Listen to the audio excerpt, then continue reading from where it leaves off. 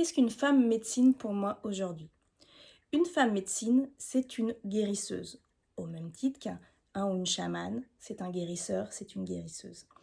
Euh, Moi, je suis très sensible aux sagesses amérindiennes et c'est vrai que c'est le nom euh, qu'on donne à ces guérisseuses. À ces guérisseuses, ce sont des hommes ou des femmes médecines. Le mot chaman, normalement, si on regarde vraiment les origines, il vient plutôt de Sibérie, de ce coin-là. Euh, C'est quoi la différence du coup maintenant entre une femme médecine, un guérisseur ou un chaman, peu importe, et un magnétiseur, un thérapeute en soins énergétiques, tout ce que tu peux voir. C'est important de bien comprendre ça. Et du coup, ce que je te propose dans mes formations femme médecine. D'abord, il y a quelque chose à comprendre. Pourquoi j'utilise le mot femme médecine et pas guérisseur ou guérisseuse? C'est parce que je trouve que ce mot il est compliqué parce qu'il y a beaucoup de gens qui ont tendance à donner, à remettre leur pouvoir à l'extérieur. Donc, on m'appelle, on me dit, oui, est-ce que tu peux me guérir? La réponse est non. Ok, non. Personne ne peut guérir l'autre. Donc là, on reprend sa responsabilité. Nous seuls pouvons nous guérir. Donc du coup, comment ça fonctionne? En fait, un guérisseur, une femme médecine, un chaman, c'est une personne qui a cette capacité à être pleinement dans l'instant présent, dans une posture totalement neutre, et à pouvoir faire ce canal de guérison, être un canal de guérison, c'est-à-dire transmettre les énergies qui sont appropriées pour la personne.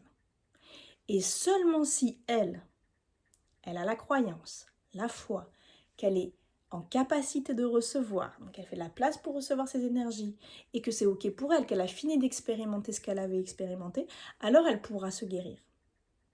Ok? Donc ça, c'est la première des choses. Donc ça, on va travailler d'abord sur cette posture pour pouvoir être ce canal de guérison. Ensuite, la différence avec ce qu'on peut faire sur des soins énergétiques et quantiques. Alors déjà, le soin énergétique, c'est ce qui va te permettre d'aligner tes énergies, de nettoyer les énergies usées, d'enlever les blocages pour que ton énergie vitale, elle circule mieux, qu'elle circule voilà, correctement, ce qui va t'éviter d'être malade. Quand tu travailles et que tu rajoutes le soin quantique, déjà tu vas commencer à t'élever au niveau de l'âme.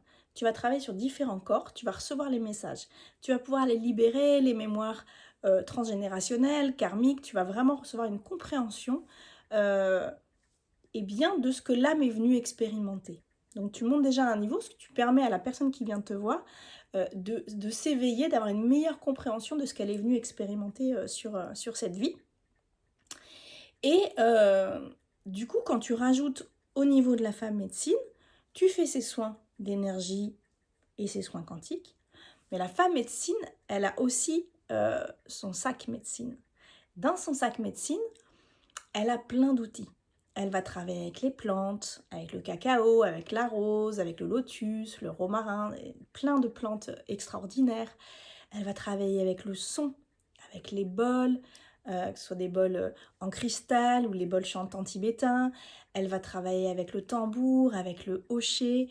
Voilà, elle va pouvoir partir dans les mondes aussi pour faire du recouvrement d'âme. Donc il y a vraiment une autre dimension qui vient se rajouter en termes de soins.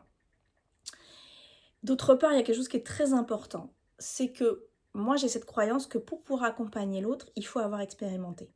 Attention, c'est très différent de ce que tu peux entendre quand on dit que il faut que tu aies vécu quelque chose pour pouvoir accompagner la personne. Ça, je l'ai entendu, mais je pense dans plein de formations que j'ai faites. Ce qui a pu d'ailleurs me poser un problème de légitimité en me disant mais attends, mais moi j'ai pas vécu ça. Comment je pourrais accompagner? J'ai pas été battue. Comment je vais accompagner les femmes qui ont pu subir ça? Et c'est là où il faut faire hyper attention aux mots qu'on emploie et ce qu'on dit. Et donc c'est un petit peu différent. C'est il faut que tu aies expérimenté. Donc moi je vais te parler de roux médecine, hein, parce que voilà, dans les traditions amérindiennes, on utilise cet outil qui vraiment te permet d'avoir une compréhension de toi, de venir travailler sur tes blessures et de t'élever. C'est une roue en spirale et à chaque fois que tu viens la parcourir, tu reparcours tes blessures de vie et tu libères et puis tu t'élèves pour avoir une meilleure compréhension, pour pouvoir vraiment te libérer le plus possible. C'est pour ça d'ailleurs, hein, qu'on te dit de temps en temps, mais j'ai déjà travaillé sur cette blessure, je comprends pas. Ben en fait, parce que c'est une roue et que tu repasses dessus. Donc même si tu l'as déjà travaillé, que tu penses que tu as tout réglé, tes blessures, elles sont là à vie, hein. Le marqueur, il est là. Donc il y a des périodes où tu vas pas les sentir, et puis 10 ans après, tu vas repasser dessus et ah, ça va piquer un peu, hein, parce que bah, y a quelque chose qui est en résonance avec ta vie actuelle de cette blessure qui a encore besoin d'être nettoyée. Voilà. Du coup, pour moi, ça c'est important. Donc, dans les formations que je propose, tu vas travailler sur toi. C'est vraiment cette première partie de se comprendre. Qui tu es? C'est quoi, avec quoi tu es arrivé, avec quoi tu t'es incarné, c'est quoi ta matrice et comment tu vas pouvoir venir la changer. Et à partir de ce moment-là, tu seras en capacité d'accompagner. Parce que si tu le fais pas, qu'est-ce qui va se passer? L'autre est notre miroir, hein, et puis on attire ce que l'on vibre, hein. Il y a des belles lois dans l'univers à connaître. Clairement, tu vas attirer des personnes qui vont venir remuer tes blessures. Et là, si tu les as pas travaillées, ça ne veut pas dire que tu as tout réglé dans ta vie, attention.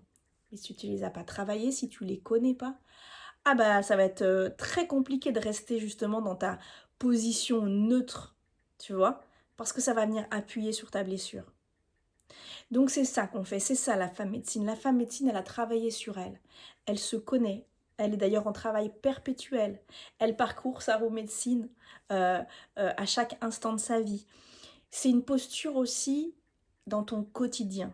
C'est la façon dont tu regardes le monde. C'est la façon dont tu comprends que tout est énergie, que tu vas pouvoir te servir de tout pour amplifier ta puissance.